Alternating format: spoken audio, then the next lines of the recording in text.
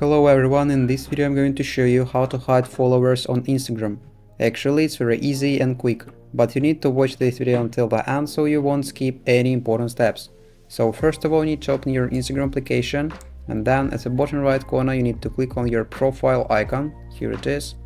Then you will see your profile, and then at the top right corner you need to click on the three lines button. Then you will see this list of options. You need to scroll down and find account privacy option, and then tap on that one option.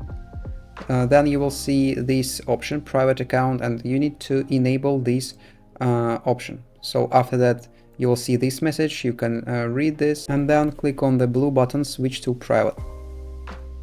After that you can go back to your profile, so click this option, and then it will automatically hide your followers on Instagram. So, and that's all, and that's how to hide followers on Instagram. If you found this video useful, leave a like and subscribe to the channel. Thank you.